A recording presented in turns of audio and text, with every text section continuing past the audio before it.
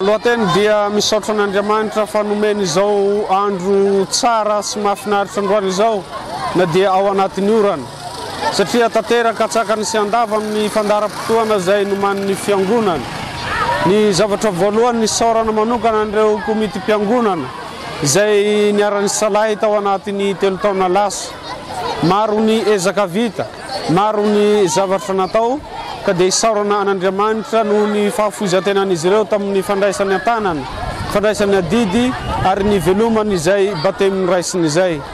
Ary androany ihany koa no nandraisana an'ireo komity mpiangonana vaovao izay hikatroka ao anatin'ny 3 taona izay tarian'Andriamatoa manotany solofiny aina Helison.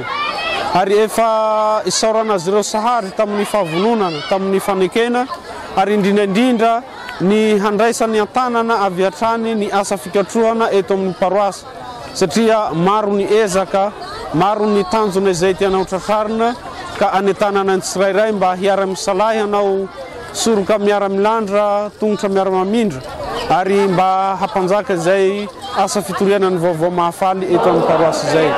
Izany rehetra izay no atambatra ao anatin'ny hafaliana ka ifampizarana ny nofokena mitampihavanana indrindra anaovana ny fampiarahabana antratry ny taona eto amin'ny paroasy. Hafatra tiako hampitaina amintsika kristianina indrindra eto amin'ny paroasy ny Tanambao dia sika hiara-hentana, hiaraka hanatanteraka ny asa pastoraly, hifanohatohana ary hifanampy, hifanome hevitra hitady izay hanasoavana nyity fiangonana malalatsika ity. Mba ho tanteraka ilay teny iombonantsika amin'ny fiangonana maneran-tany hoe fiangonana miaradia, fiombonana, fandraisana anjara ary asa fanirahana. Ary izay no hiarahantsika manatanteraka eto amin'ny paroasy Masimbavy Louise de Mariaky eto Tanambao, eto amin'ny dioseziny Tolagnaro.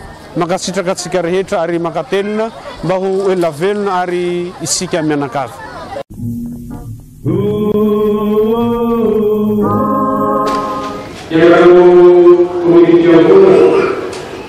Zai dilakukan sinisubaya tahunan kaki saya hari sistem jalan masna maupun misi berjalan di Tanambao zai dari Tanambao manusia sistem besok zai nyata dari saya sinusul wanita meraih zai dari kesenangan di tujuan kehidupan Antiapa, antara itu mengenai usaha satu di bawah kemantisan, upaya berjalan di dunia di bawah maaf.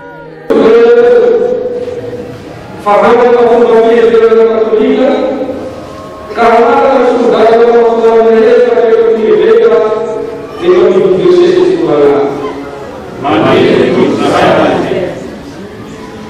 Manfaatkan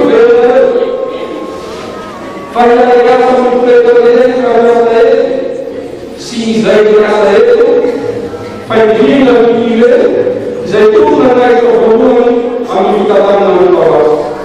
Mari ikut saya. Pagi itu apa pun mana, pun bukan kerana